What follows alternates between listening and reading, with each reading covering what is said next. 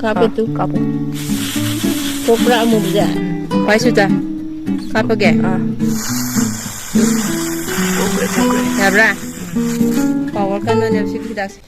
mayam mamana organic ki akoi gi yumda ko phangba mana masing na phutlaga semba akoi gi tilhat hitak hai tare ko tin ke ka mayam hinjang na pi da napsan matin yam ama hat pangam ba ko hidak akoi yumda semja doine ado mamana kamai sem doino do mana masing na ko ado kamai sem doino do takpi ge na hai Han gitu na kayak nona siapa sudah kita taruh ke siapa na? nimmana ro ma da ka tai je Nimmana. oh nimmana na Lagi apa na handu? oh Lagi tiba. Hiu ni. Kayak kena serong pandai hiu ni. Silai di jaba. oh Handu lagi tiada na. nimmana sem doine ani ma nimmana ji na to sem ni ko adu si lei ba moro ke ka sanam ke ka ji si ju audora Jauh tu deh. si ju audo ne ba moro si audo ni adu ko mai sem doine to ji ba Sem tu ni. Ay sandara kaya. Si kisna. Muruk saya. Muruk masing sumbat muruk sang bido. Kau kita na dukan muruk tu. Tara mulo ni kuah. tara mo Tara mulo ni. Dukan. Kita namje. Cuma jauh je. Saya seko. Ani lor ni. Yang jauh pun tapi kok cuma medium je. Ani lor ni. Ni ada kasi hapsalan. si apsala ni Putoy ni. putui ne ba sanam ga kino je mo ko je Choy dalan ni na. Ano? Choy dalan ni. Choy da pire na. Duga. Putoy ba. putui ba oh maku ji yaw ga dum to do re ma Dum putoy. oh ke smai Ada ina kano ka semba do. Kaya pa no. Kaya kisan waste compost ka semba do. Da moro hap kanu. Sanam hap kanu. Kana gam hai gida. Sige ne ba. oh sanam go mo ko mu ti la dak sem ba si ne ba Pesticide to semi sina re ba. oh da ko na fertilizer sem da sin na de Bacteria sing do. Sing da yaw ba. Kano da. Kano da ko na fertilizer semak pa kanda. Compost semak pa kanda. Bacteria do na ola ka do ni na. Adu me da hatok ki ne ba. okay Sanam hap kanu. Tilaw hap kanu kana yam hai do ina mahi semba da. amana boye fertilizer mahi mana masing sem ba fertilizer sem ba kan si tanam ha ko no ko no ha ne moro ha ko no ga Compost semba do adu tilaw maku bi ya ba ko. Adu ko mahi semba do. Adu da di ha pura no kanta. mahi sem ba da Compost di tilaw maku bukti ya. Adu mahi da di ya do. mahi da di tilaw ko ja dre sanam ja dre Apa ni ko? Sige sang sige matung ina ko. Mai no. Kuda mu ko. Mai lo bira ni manaje. Du bana. Haptan manungai da ba khak thapi. Khogi nim kano oil semba di mananga ta na semina. Sida de dum khok chong no phutlo yai. oh nim ol sem kan da di makuk to gi ko gi keno mana jin do khikte da na ko makuk to na thama mena oh sigi sem kan da di makuk sulo yaw ba ya ba Yaw ba yai si precise semba. Nim oil gi da di mananga ta tawi da na. Mai na. Digi sang hai ba sang do. Adu hap to ni. Ai lok thora ke. Khang na ba.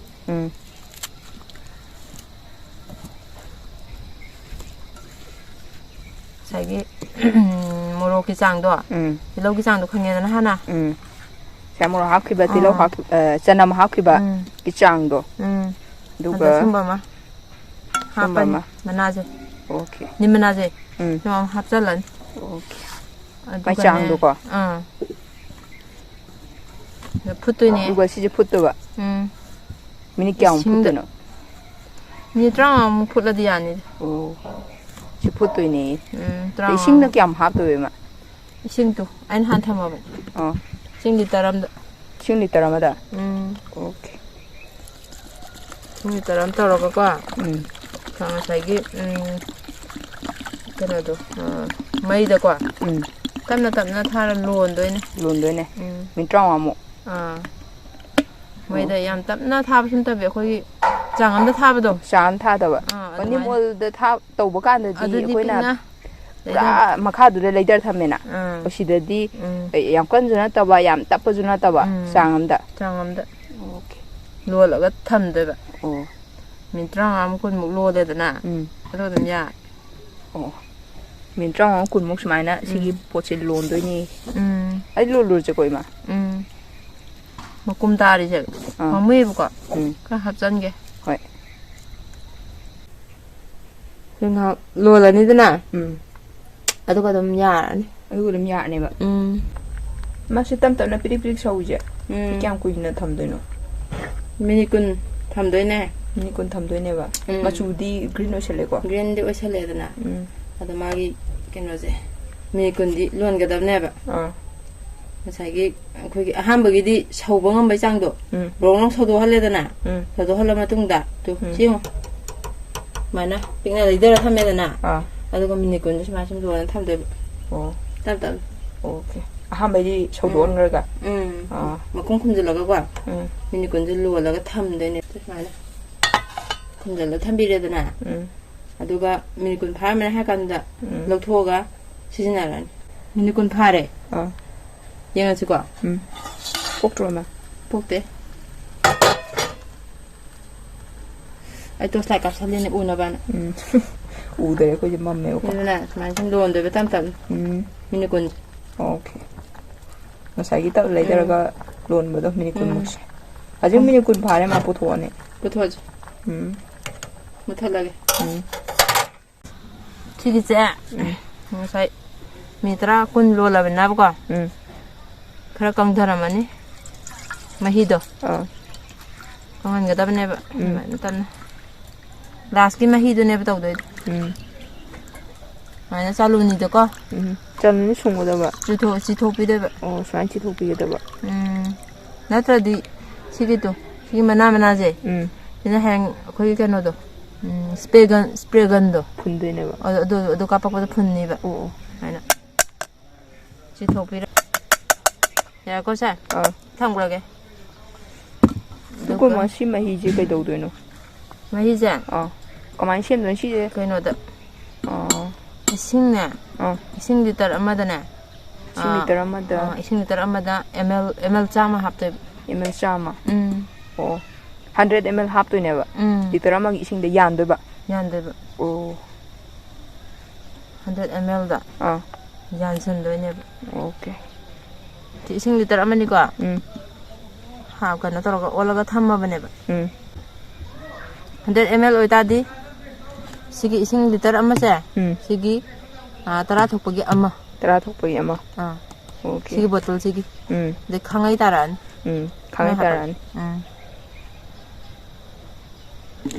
ꯍꯥꯞꯄꯅꯤ ꯁꯤ ꯌꯥꯅꯤ ꯁꯤ 10 ꯊꯣꯛꯄꯒꯤ ꯑꯃ ꯑꯣꯏꯔꯅꯤꯀꯣ ꯌꯥꯅꯤ ꯁꯤꯁꯦ ꯌꯥꯟꯁꯟꯗꯣꯏꯕ ꯁꯤꯗ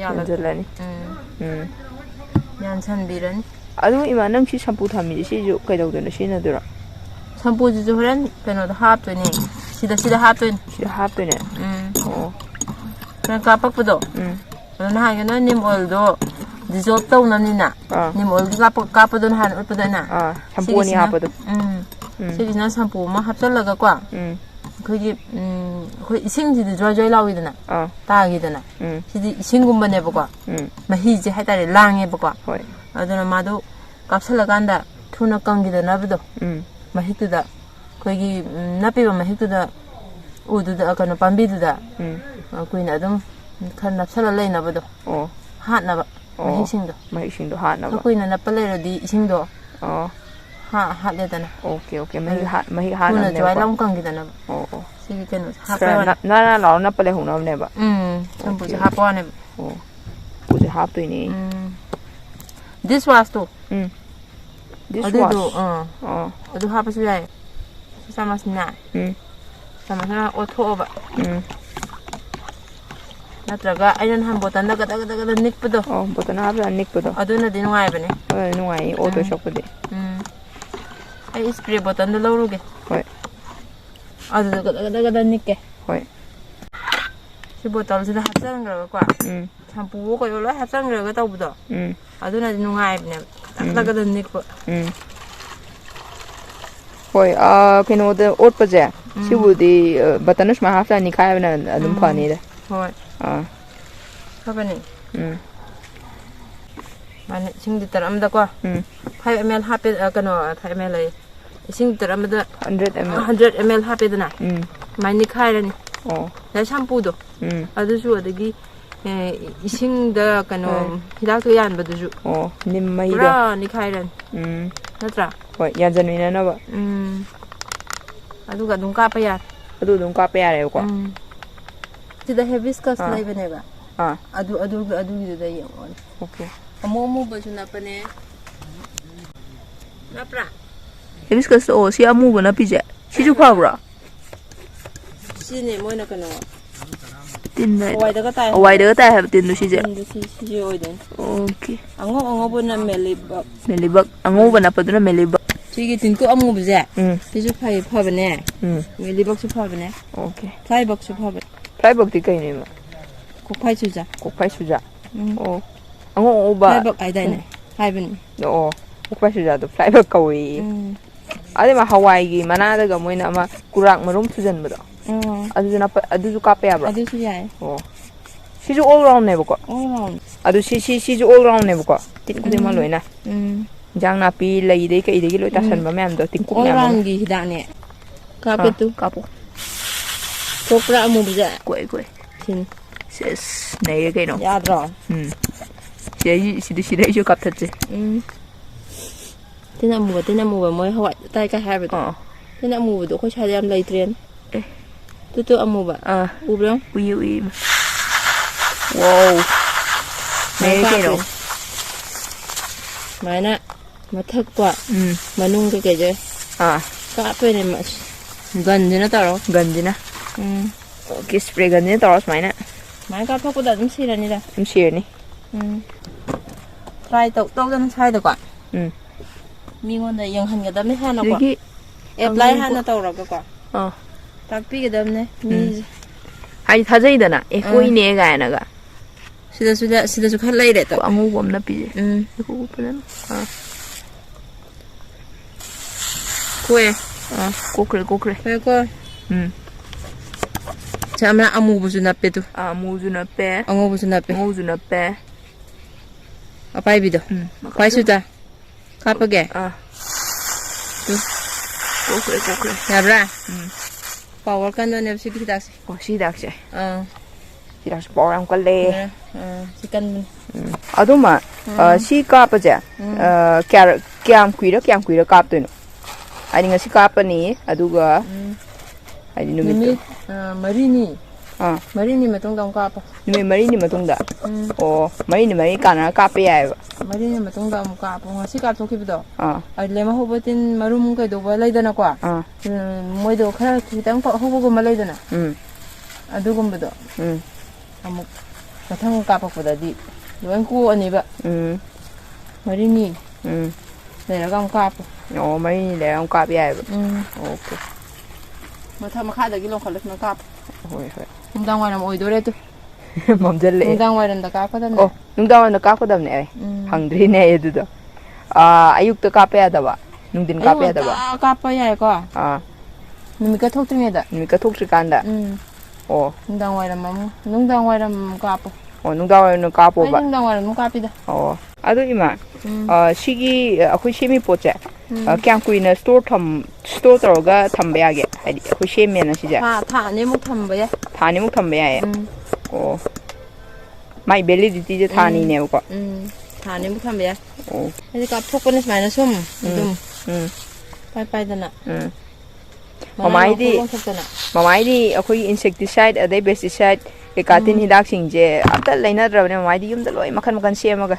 Sak na semba. Dai ni makan ni semi je.